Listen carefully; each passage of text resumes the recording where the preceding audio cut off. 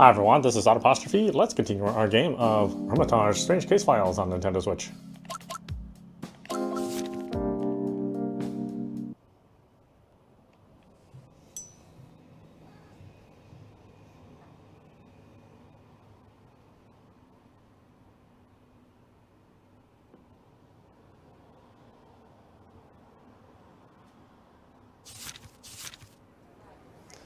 The teenager's steps were quick and powerful. He's a man on a mission. No one here seems to have expected him to ever return. Zach? How? He's quickly pushed aside, sending him tumbling backwards. Who is it? What's going on here? Frantic shouting is coming from outside. Zach can feel onlookers staring at him, but he doesn't care one bit. Zach picks up the man, grabs him by the collar, and violently pushes him against a nearby wall. Zach, dude, man! Calm down. Zach chooses to react to the plea with a quick, forceful strike of his fist. Crap, please. I was wrong. I was wrong, bro. Now, don't break that quickly. I'm going to ask you something. I want you to be very clear. Instead of using words, Zach continues to beat his friend and teach him a lesson. I didn't exactly have a deep, exciting sleep last night, or relaxing sleep last night. Zach's sudden departure has put everyone on edge. It's exhausting, even for me, who is still squirming around in the bookstore. Waiting for Neko and Justin to give me an update gives me ample time to search for anything useful in the information Neko provided me with so far. She's scoured so many online communities and forums about Motto that there is enough material to guarantee me a headache or two. There have been too many trivial interruptions, and the fractured information circling around my brain is more annoying than somebody constantly whispering in my ear. When the time has come to open the store, I rush to the door in a desperate attempt to save myself from this tedious, stressful investigation. But some things just aren't meant to be.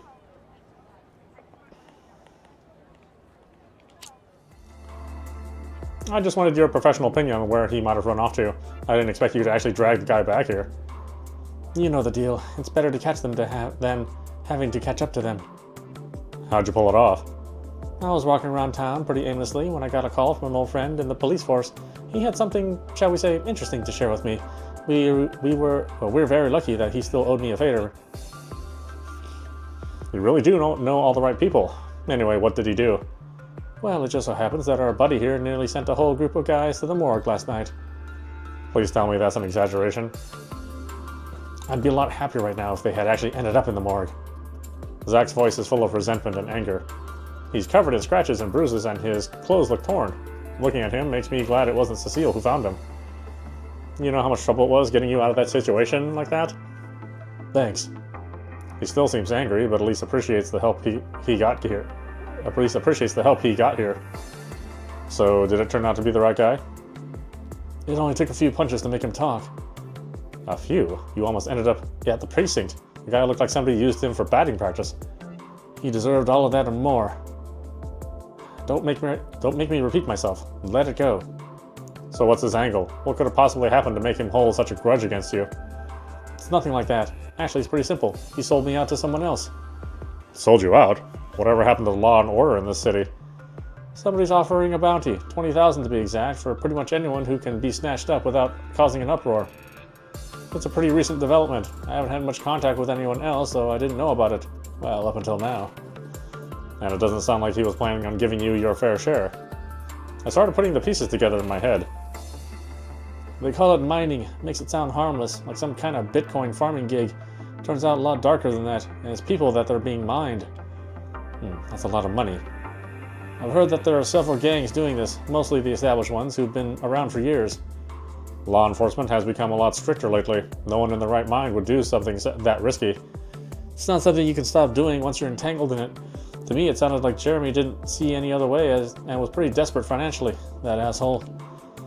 And that's why he sold you and Fatty out to those guys? Damn, I just hate myself for being so blind. I don't know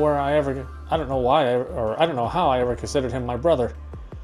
Mentioning Jeremy's name is enough to set Zach off again. I can almost feel the heat emanating from him as his anger flares up. Fatty might have gotten away, just like Zach, but there's no way of reaching him. That in itself makes any form of comfort seem like self-deceit. Zach has no clue as to where Fatty could be, and Jeremy swore he didn't know anything, even after being threatened with violence. So far, Fatty hasn't tried to reach out to Zach. Zach might be reckless and impulsive, but he's not brainless. So, who's paying the money, and where are those people being taken? I don't know. It sounded like it had something to do with a restaurant. I couldn't understand him too well, what with his missing most of his teeth and all. Bringing us back to your bizarre definition of a few punches. Making me repeat that all of it was completely deserved. Here we go again. I'd like another go at him too. So, anyway, you said something about a restaurant. Many seemingly unrelated clues begin to interweave. For a moment, I have no idea how to tell Zach about Justin's discovery and what I'm thinking about. If he throws another fit, I wouldn't know how to stop him. Wait a minute. I found it. It's true that there's a restaurant called Country Taste in the Sanjin building. That's the problem. What? How so? It looks like an old and traditional establishment, but the waiters seem really new and unskilled.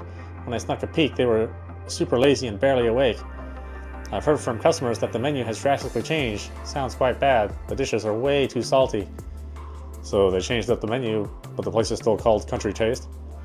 If you ask me, I think this place looks like it was just recently acquired by new owners who haven't figured out anything yet.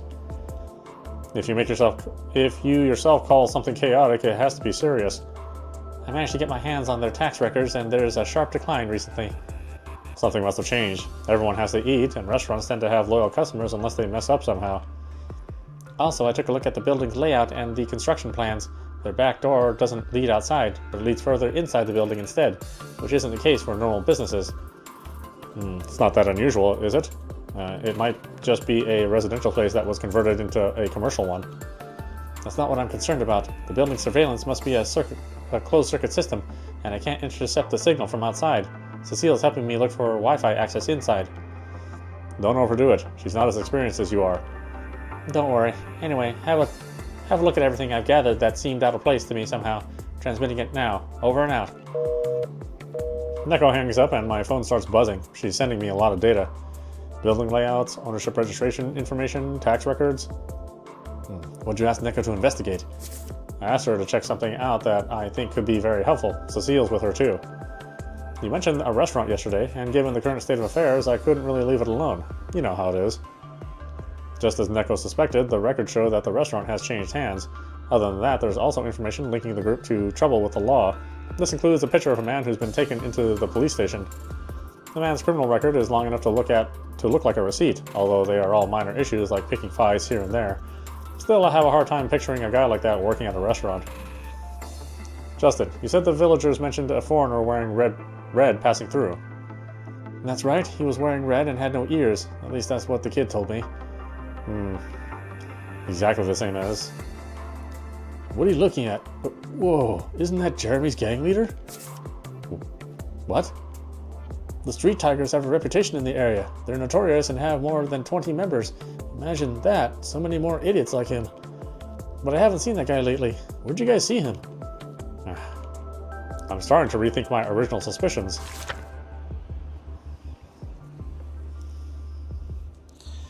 Okay, brand new case. There seems to be other dangerous situations going on in Mato. Is it a coincidence that they're all happening at the same time? Well, probably not, especially with when this game's concerned.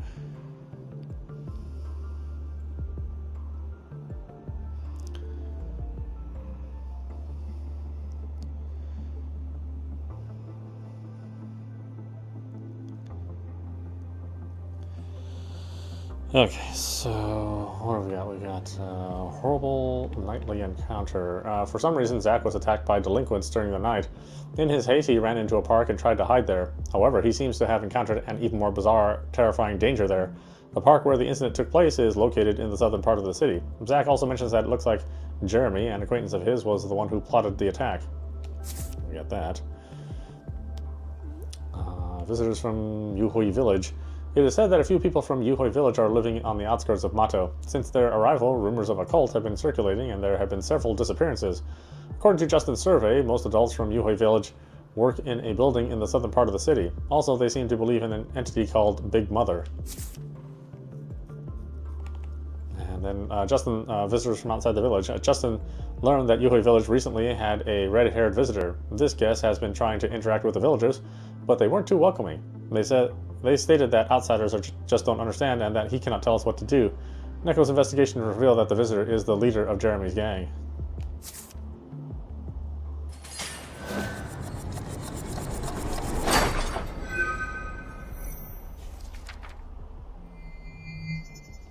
Outsider's plan.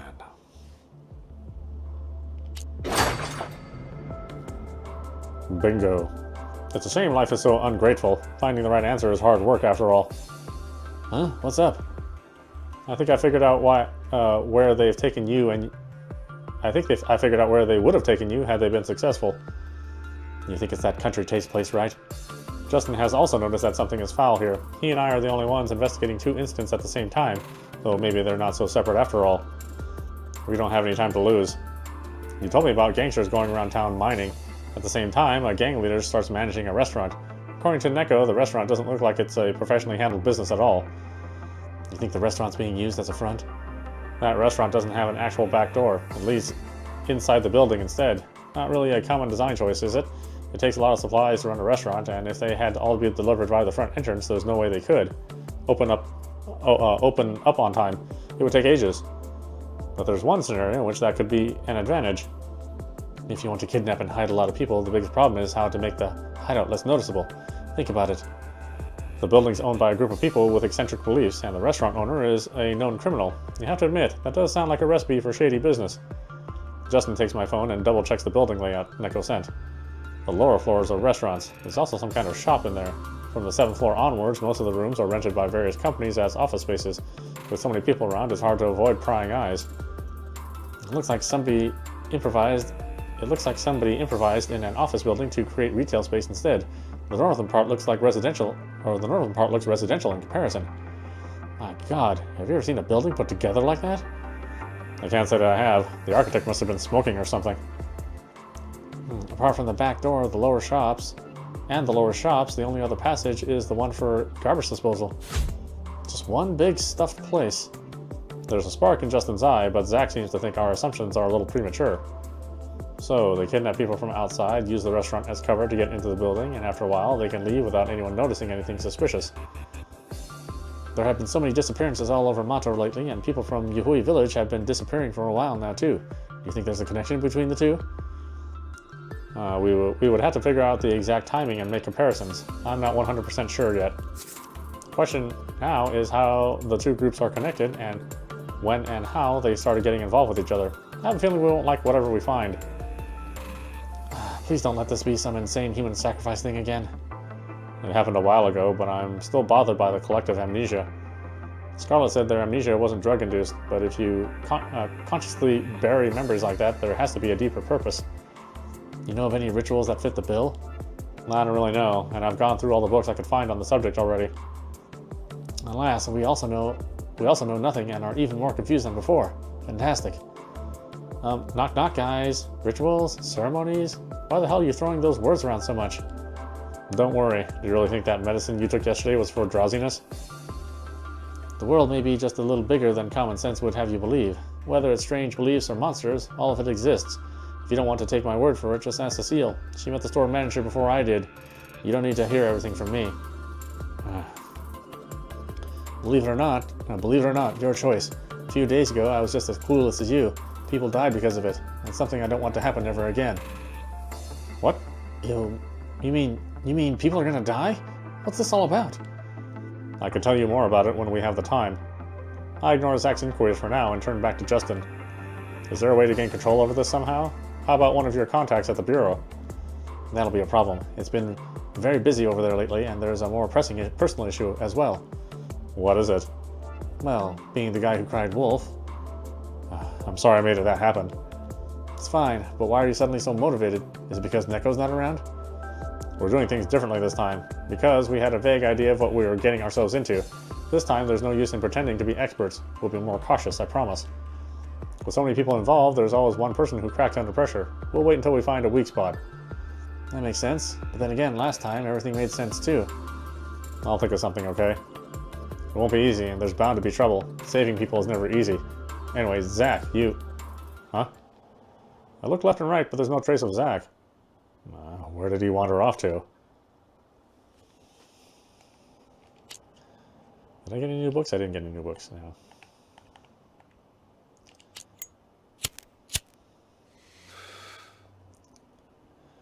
Nicotine really puts my mind at ease, even if it's just temporary. It's clear to me that this can't be a coincidence. A restaurant associated with the suspicious villagers directly working together with thugs from the city, a match made in heaven. No wonder Zach couldn't resist. There must be a lot of bad blood. But how exactly do we get him back now?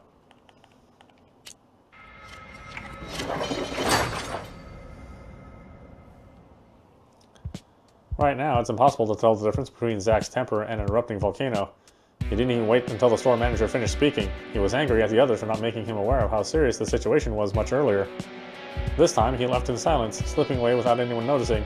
His impulsiveness got the better of him once again, urging him to act instead of planning things with the others until it might be too late. Ever since he was a child, he's been in a constant state of confusion. Why do people want him to study hard? Is it wrong to be brave? Is standing up for others worth it? What will his life turn out to be? Everything happens, unfolds, and ends before he even knows it. And always, this has to change.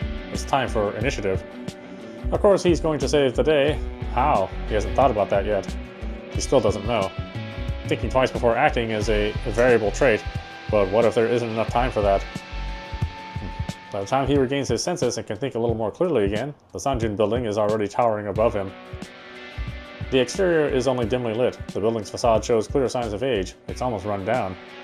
Zach is used to depressing places that are close to falling apart, but seeing the peeling paint, the old stains, and the withered vines crawling along the building's walls, he gets a weird feeling from looking at it.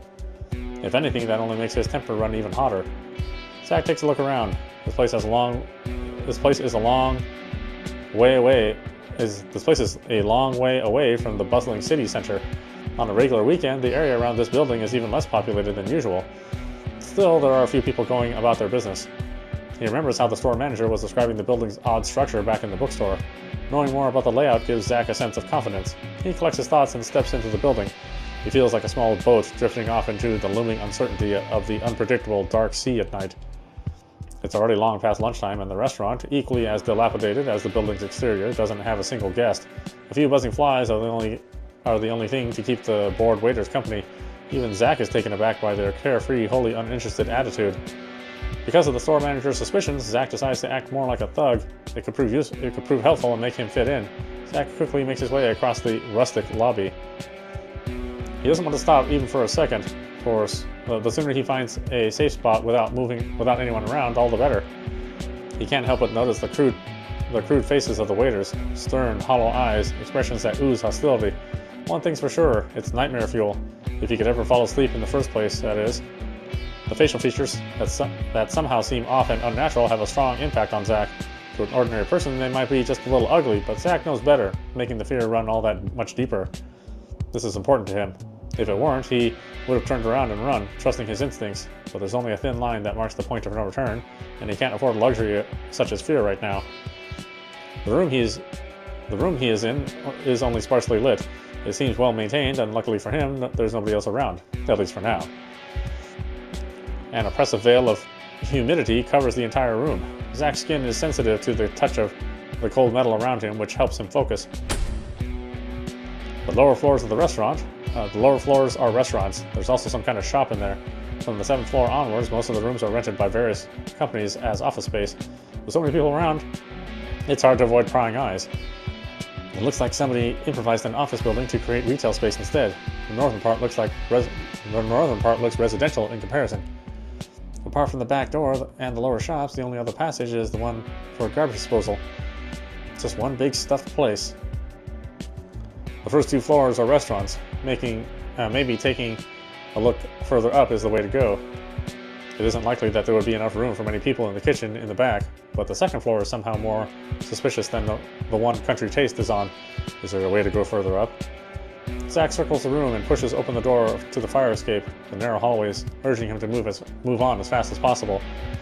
At least the southern part is a typical office layout. The corridor extends to the left and right, winding around the corner around 40 or 50 meters away, and connecting to the other side of the building. If no alterations have been made, there should be 3 rooms per floor.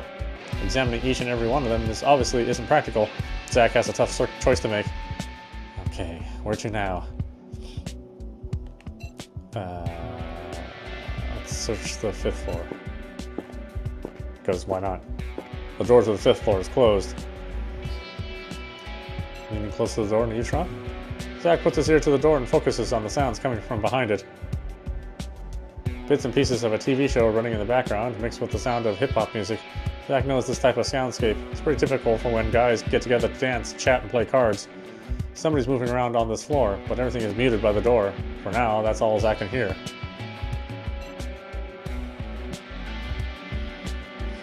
Just sounds like a party, so let's work into the corridor. Let's search the 3rd floor. Zach makes his way through the filthy, stained corridor until he reaches the 3rd floor. It takes the rebellious teenagers some time to get a feel for this floor's layout. This clearly isn't a restaurant. There are 3 rooms side by side, and all the doors are closed. The corridor is unlit, and the lack of natural light makes it easy to forget that the sun is still up outside. There's an ominous silence. Although Zach can hear some activity from the restaurant, it sounds like a strange echo from a faraway world. Alright, I should check this out first. It's floor A. It's locked. The door won't budge one bit, no matter how hard Zach pushes. It doesn't have a keyhole, making Zach wonder how the owner intends to open it. He can make out the faint sound coming from inside the room. It sounds like someone crying. I have to be quiet. Instead of further fiddling around with the door, he puts his ear close to it and listens. The others still aren't back yet? No, they're nowhere to be found. It's getting late. What a load of crap. Finding a brass bell in such a big city? And it's supposed to be the size of a fist, right? We still have to go to the river to scatter those strange fish. And the search for the bells, the search for the girl, those people we have to move around. Does it look like we have 10 pairs of hands or something? They made this mining business sound completely different. Now we're in too deep to quit. I'm telling you, that foreigner talked about it. The exact same stuff as those things upstairs. Did he? I've only ever seen him come here to act all smug and arrogant, ready to pick a fight. That guy can take on 6 people at once. Nobody dares speak up when he's around. That's just talk. Whatever you say. Anyway, he's looking for something, and our boss is involved. Damn, what have I gotten myself into? Give me a bite, will you? I only got 2, you damn leech. Okay, chill. I'll pay you back next time. I heard you say that way too many times already. It's hard to make out what exactly is going on, but there's definitely some shady business going on here. Anyway, now's not the right time to waste any effort on this door. It's room B. It's locked. The door won't budge a bit no matter how hard Zach pushes. It doesn't have a keyhole, making Zach wonder how the owner intends to open it. Okay, not the right time for that. Let's look through the window C. I can't see anything. It's not just a matter of the window being too dirty. No light is coming through whatsoever. It looks like it has been sealed off from the other side. Zach can't make out anything from this spot. In terms of the corridor, 6th floor? The door to the 6th floor is closed. The door has obviously been reinforced at some point, and even the smallest slits and seams are completely sealed off. Zach inspects the door thoroughly, ultimately arriving at the conclusion that there's 0 chance of getting through. Eager to find even the smallest clue, Zach steps close to the door in an attempt to eavesdrop. We cannot accept. A muffled voice is growling. Hey now, this is a pretty sweet deal. You won't find another place around here as suited to your cause as this one. This has nothing to do with the art, skill, technique, advanced. They are unworthy. That's hard to believe in the light of recent failures. I need your help to affect the city's water supply, but how do you expect me to trust you when you're not even familiar with this particular transformation technique? This is more complex. Don't be unreasonable. Hey, how can you compare a procedure to transform the flesh with a procedure to transform the brain? If you think it's simply a matter of pouring drugs into the water supply so that people are rendered unconscious, you are gravely mistaken. The necessary rituals and materials to get people to let down their guard and accept everything from the bottom of their hearts are of the utmost complexity. It makes me curious about what you guys have been up to these past few years at Yuhui Village. And it has nothing to do with that. You should just keep experimenting and learning. We can let the thugs get rid of the failures. The actual yield rate is still shockingly low, but so far the process has been surprisingly hassle-free. We are serious. Considering the state of this building, I wonder if there's even a big enough water supply. If we don't work harder and meet the standards, everyone here will be in trouble. Oh yeah, you're not going to treat them the same as us, are you? Everyone here seems to be local. There are never any new faces. You talk a lot. You play with fire. Anyway, the prophecy is what it is, and it's up to you to believe it or not. It's been almost half a month since we've seen the drug supplier from the Eastern District, and the Visionary Society members will be leaving the city soon. That should work in your favor. You'll stay on the path, won't you? Or have you lost the courage to do great things? Huh? No. Most parts of the conversation were inaudible, but Zack still heard the clear anger and malice beneath the words, that and several strange unidentifiable noises. This isn't a good spot to hang around for long, and this isn't the kind of place where Fatty would be either. Determined, Zack steps away from the door to investigate the other floors.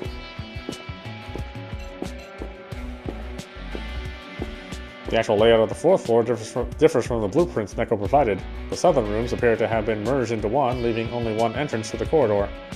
The northern rooms are arranged in a weird pattern too. In addition to two normal-sized rooms, there's another room near the east side of the building, leaving only a small door in a gap in the hallway.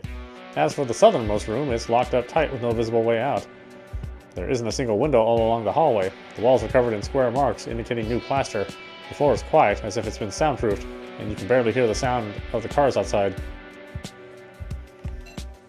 It's locked. The door won't budge one bit, no matter how hard Zack pushes. Doesn't have a keyhole, making Zack wonder how the owner intends to open it. Water.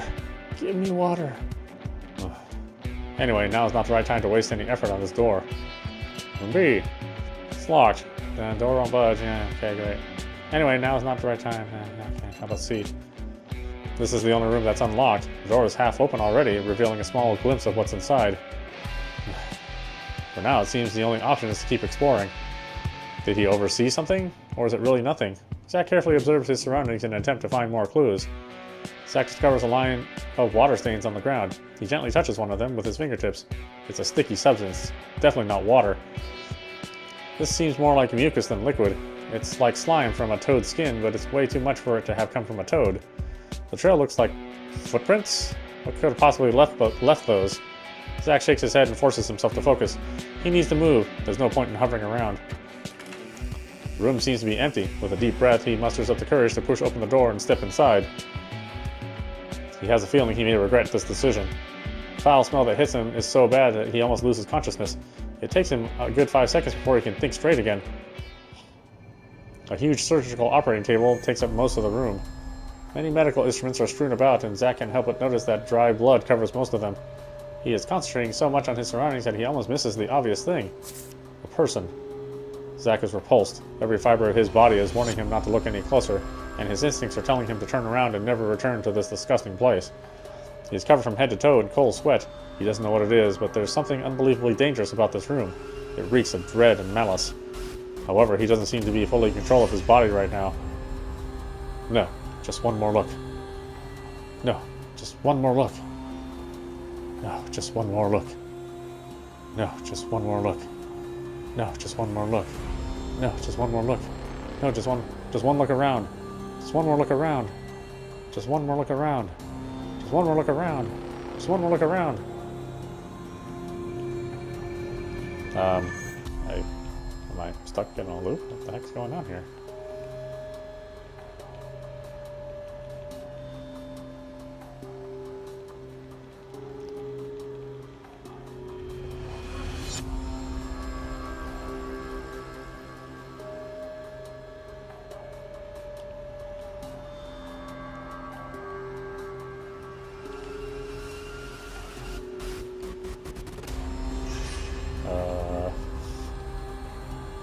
I seem to be stuck. I seem to be stuck.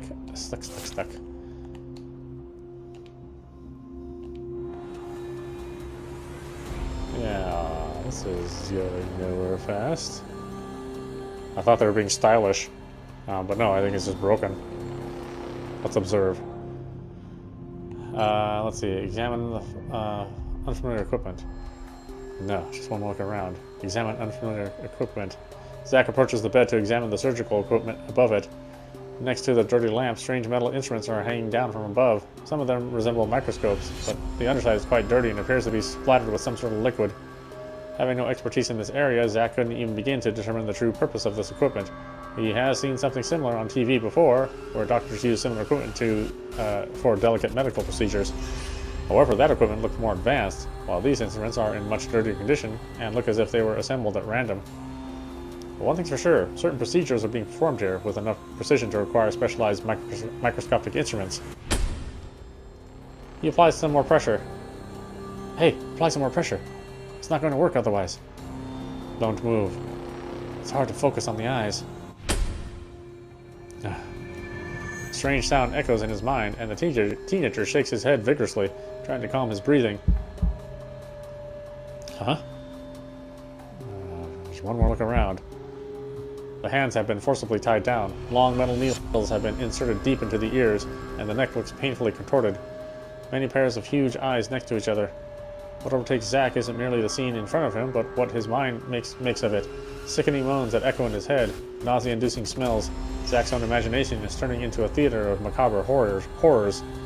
His vision is getting more and more blurry by the second, and his strained eyes begin to drift around the room. Looking beyond the depths of the physical space, he stares at things that aren't actually there. A vast sea, with the shadowy silhouette of a Buddha sitting in the lotus position far away in the distance. Instead of the usual light emanating from behind the head, countless arms encircle it. It just looks wrong. The only thing Zack can compare to it is a sitting octopus. It makes no sense. Malevolent, vengeful thoughts erupt in his mind. Twisted arms, fierce fangs, huge eyes, one after the other. Twisted arms, fierce fangs, huge eyes. Twisted arms, fierce fangs, huge eyes. Twisted arms, fierce fangs, huge eyes. He is frozen in place with no idea as to where he is or what he's doing. He feels numb. It's as if his soul has left his body. He doesn't register or respond to anything around him anymore. The door behind him opens. A huge pair of eyes is staring at Zack from the shadows outside the door. Zack jumps with fright. Fighting the fear, he musters up every ounce of physical strength he has left and throws a punch. He remembers what he heard in the bookstore. Admittedly, he didn't understand everything that was being discussed, but he knows that a certain Yuhui village is stirring up trouble. Whatever is going on in this building is more than a simple string of kidnappings. In that case, could it be... Fatty? Zack has good reason to be hesitant. Yes. Such strength. Actually, Fatty's nickname never had anything to do with his weight. Plenty of people stuff themselves with junk food and sodas, but Fatty earned his nickname through brute force and physical strength. He's the human equivalent of a wrecking ball. There's no chance in hell to win in a fight against him. Strong muscles are visible underneath his skin. They aren't well defined, but they're quite genuine and intimidating. On top of that, Fatty seems to have grown even taller somehow. Zack rubs his eyes in disbelief and takes another look at the strange yet oddly familiar figure in front of him. Surely it's Fatty. The ears, the nose, the mouth. But he's changed. His eyes are bigger than they've ever been, to the point where it looks like they're about to pop out of their sockets. They're bright, but they have a strange orange-yellowish color. Still, it's Fatty. There's no doubt about it. Zack would recognize his friend anywhere. Zack steps forward and places his hand on Fatty's arm in a comforting manner. The skin feels harsh under his palm, and it almost stops him in his tracks. Man, I really had to come to this shithole to find you? He can't find the right words. Right now, he simply can't figure out how to deal with his emotions. This is the only way for him to express his concern. Zack, brother. Take it easy. We'll catch up later. Let's get out of here first. Fatty doesn't respond. All he does is stand there in silence. Well? This isn't normal. Fatty has always been talkative, straightforward and foul-mouthed, especially in front of Zack. Something isn't right about this. No matter how big a fight they had in the past, the current situation should erase all that. Come on, work with me here. We need to get you to a doctor. Have you looked in the mirror lately? You weren't pretty to begin with, and how are you ever going to get with a girl with a face like that? It's for your own good, so come with me. Zack doesn't get the reaction he was looking for. Instead, Fatty displays a variety of other emotions. Happiness, anger, worry, and... Zack. Fatty growls in a way that's barely understandable. Do you know what this place is? Do you know how many people are here? How many people we have to run from? I don't care. If we don't leave now, there's nothing. No, outside. No use.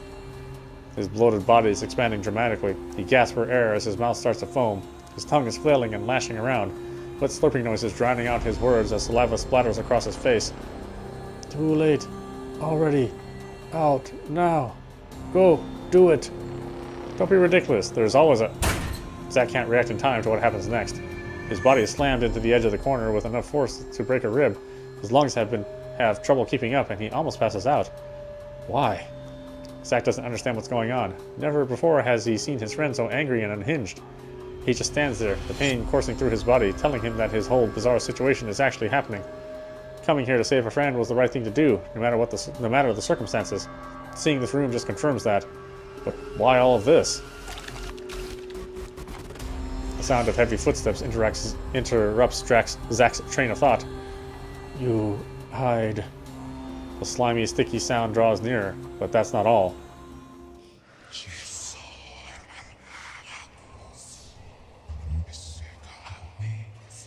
Mother, mother, great mother, great mother in a black dress.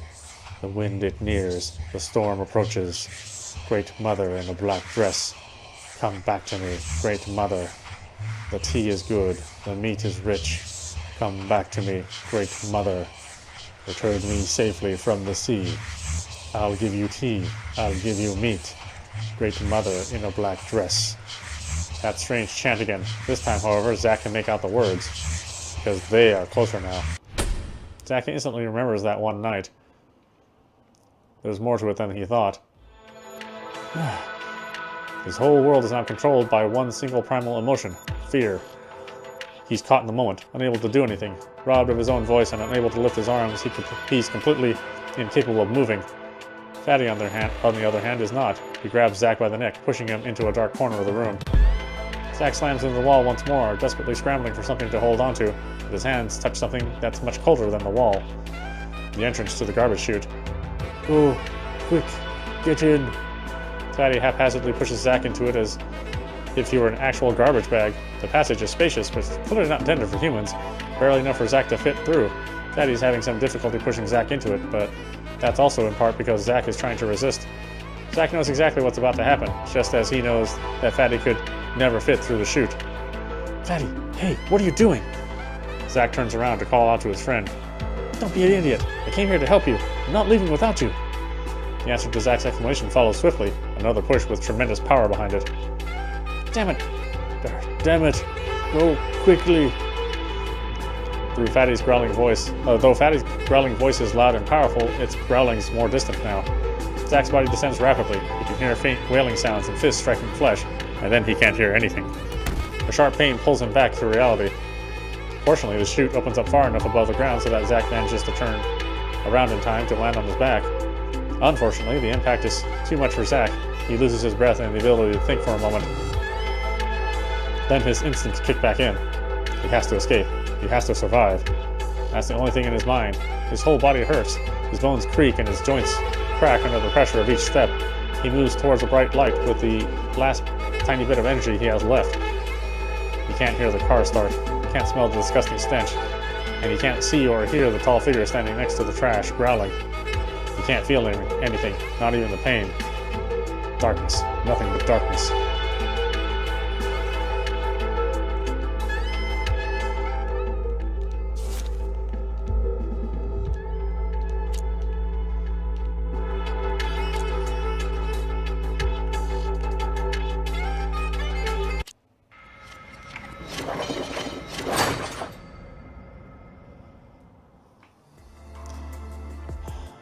Welcome back. Did you find anything?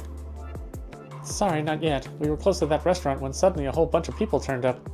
They all looked so aggressive. Be patient, Cecile. You just have to wait a little longer. But Zach... It doesn't sound too good. Justin takes the microphone and I can hear plenty of background noise. As if to underline Justin's words, there seemed to be a lot of growling and yelling going on the other end. It's very crowded right now, so don't let Neko get anywhere near here. I wouldn't have believed a place like that could slip under the law's radar in Mato if I hadn't seen it with my own eyes. What should we do now? Retreat. Since they seem to be in such a hurry, they probably don't have the situation under control, and I doubt that uproar is Zach's doing. In other words, I think the chances of Zach escaping are high. I don't see much point in dwelling on it. Why don't we take advantage of the fact that they are so disorganized right now and check things out ourselves? I can already imagine how much of a mess it must be inside. Make no mistake, right now they're probably more vigilant than ever before. Don't go near that place. Yeah, I know. I have a plan. Cecile, you know where to wait for me. Where on earth did he run off to now? Still busy. Just before stress and anxiety get the better of me, I hear a familiar voice. Thankfully, the visitor who has come to watch the show this time isn't wearing that familiar hat. I was going to ask for your help again, but it seems to be a bad time. Oh, that's true. Unfortunately, I already have my hands full. Let me just say that whatever it is you're planning, I can't really be of much help these next few days. Oh, let me give you this. Here. She sets a package wrapped in plastic down on the table. It has an angular shape, but upon picking it up, it's a lot heavier than it looks. I can't tell what's inside. It makes no sound whatsoever as I shake it a little. What's this? Express delivery? Apparently, yeah. I found it by your door. Hard to believe this place even has a mailing address. Even those pesky door-to-door salesmen leave you alone. Now that you mention it, I've never seen them around. Anyway, that's beside the point. Thank you for bringing it. I'm sure the courier just dumped it because he didn't know what to do since we were closed today.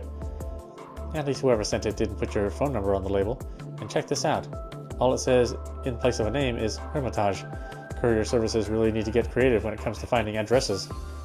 Who knows? Maybe it was supposed to be addressed to Hermitage as a business itself. I'm not the actual owner, after all. What do you mean by that? I mean it literally. I ignore Scarlett's confused look and take a letter opener out of the drawer, then proceed to carefully opening the package with it. The first thing I notice is the slightly dewy and damp smell. Another stack of old books.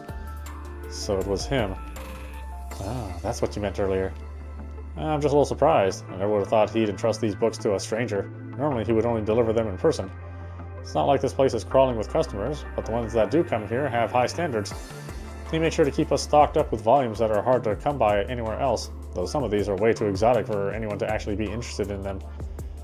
Do you really need his help? I'm sure you have a say in what gets put on the shelves. Aren't you the manager now? It's okay. It's not like I'm relying on it. I just let him do his thing. I'm not one to judge anyone else's interests or hobbies. To be honest, I'm not telling Scarlett the whole truth here.